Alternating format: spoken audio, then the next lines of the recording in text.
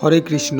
প্রিয় দর্শক, মৈত্রেয়জি বিদুরজিকে বললেন, আপনি ভাগবত ভক্তদের মধ্যে প্রধান লোকপাল যমরাজই ছিলেন।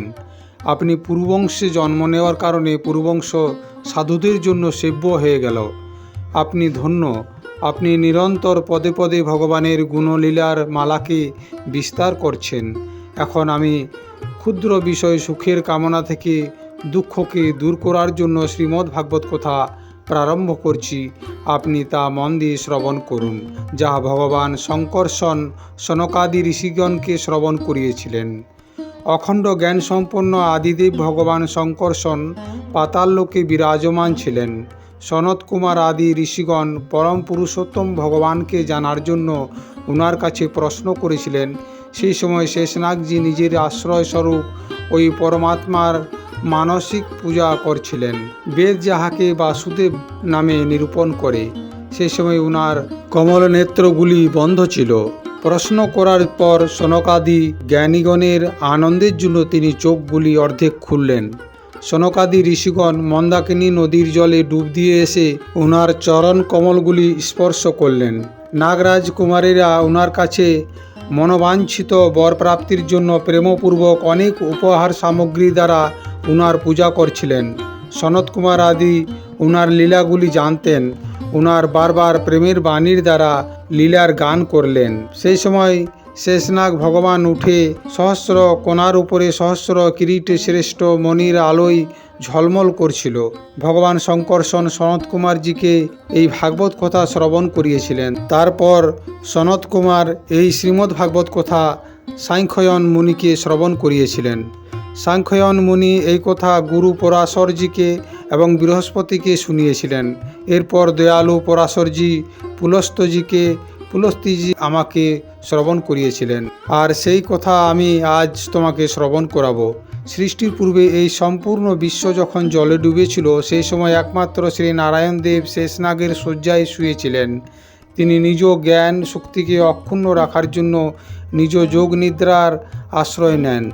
তিনি নিজের চোখ বন্ধ করেছিলেন, সৃষ্টিকর্ম থেকে বিশ্রাম নিয়ে আত্ম আনন্দে মগ্ন ছিলেন।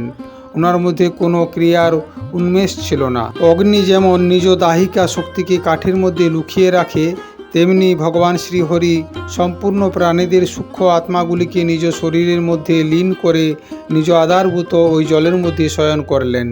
সৃষ্টিকাল আসার পর তিনি পুনরায় জাগানোর জন্য কেবল কাল শক্তিকে জাগালেন।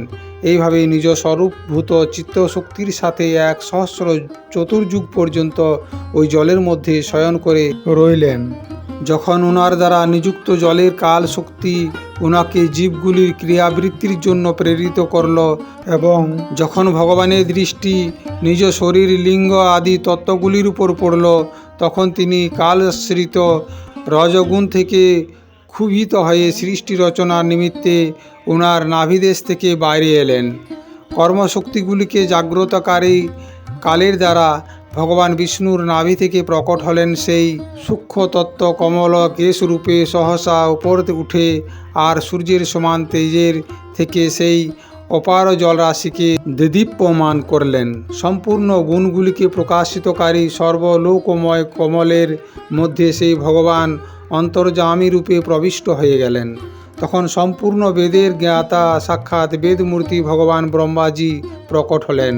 লোক যাকে স্বয়ম্ভু বলে, সেই পদ্ম ফুলের উপরে বিরাজিত ব্রহ্মাজি কোথাও কোনো লোক দেখতে পেলেন না। তখন তিনি চারিদিকে তাকালেন, আর সেই জন্যে ওনার 4টি মুখ তৈরি হলো। তখন আদিদেব ব্রহ্মাজি নিজের ও পদ্ম ফুলের রহস্য কিছু বুঝতে পারলেন না। তিনি চিন্তা করতে লাগলেন, এই পদ্ম ফুলের উপরে বসে আছি আমি কে? এই পদ্ম ফুলেরই বা সৃষ্টি কোথা থেকে হলো? এই জলের নিচে নিশ্চয়ই কোনো বস্তু আছে যার থেকে এর উৎপত্তি হয়েছে। তখন তিনি পদ্মের আধার খোঁজার জন্য পদ্মের মৃণালের ছোট ছিদ্র দিয়ে পদ্মের ডাঁটা হয়ে জলের নিচে নাভিস্থলে গিয়ে পৌঁছালেন। সেখানে তিনি কিছুই দেখতে পেলেন না। যে সময় ধরে তিনি জলের নিচে অন্ধকারের মধ্যে পদ্মের আধার খোঁজাখুঁজি করছিলেন, এটি হলো কালচক্র। এই কালচক্রই মানুষকে ভয়ভীত করে। তারপর তিনি সেই পথ দিয়ে আবার পদ্মের উপরে এলেন। ভগবান ব্রহ্মাজি পদ্ম ফুলের উপরে একনিষ্ঠ হয়ে ধ্যানমগ্ন হলেন। ভালোভাবে যোগ অভ্যাস করার পর ব্রহ্মাজির জ্ঞান প্রাপ্ত হলো। তখন তিনি তার নিজ অধিষ্ঠানকে, যাকে তিনি খুঁজে পাননি, তাহা নিজে নিজে অন্তঃকরণে প্রকাশিত হতে দেখলেন।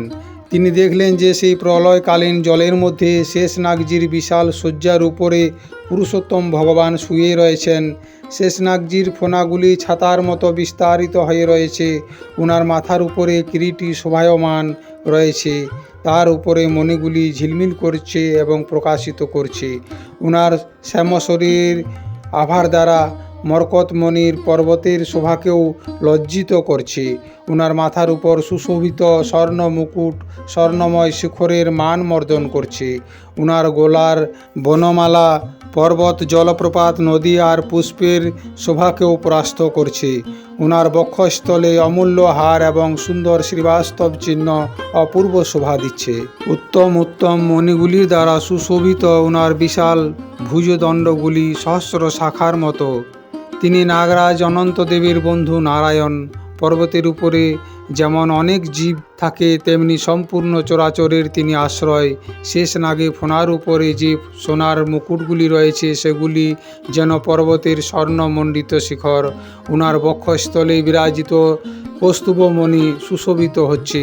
প্রভুর গলায় বেদরূপ বনমালা বিরাজমান রয়েছে। সূর্য, চন্দ্র, বায়ু তথা অগ্নি দেবতারাও সেখানে পৌঁছাতে পারে না, তথা ত্রিভুবনে নির্বাধায় বিচরণকারী সুদর্শন চক্র আদি আয়ুধ প্রভুর চারিদিকে ঘুরে বেড়াচ্ছে। তখন বিশ্ব চরাচর ইচ্ছাকারী ভগবান ব্রহ্মাজি ভগবান বিষ্ণুর নাভি সরোবর থেকে সেই কমল জল, বায়ু, আকাশ তথা নিজের শরীর, এই পাঁচটা বস্তুই তিনি দেখতে পেলেন। এছাড়া আর কিছুই তিনি দেখতে পেলেন না। রজগুণে ব্যক্ত ব্রহ্মাজি প্রজা সৃষ্টি করার ইচ্ছা প্রকাশ করলেন। যখন তিনি সৃষ্টির কারণ এই পাঁচটাই বস্তু দেখলেন, তখন লোক রচনার জন্য তিনি অচিন্ত গতি শ্রীহরি প্রতি চিত্ত লাগিয়ে সেই পরম প্রভুর স্তুতি করতে লাগলেন। প্রিয় দর্শক, অষ্টম অধ্যায়ের এখানেই সমাপ্তি।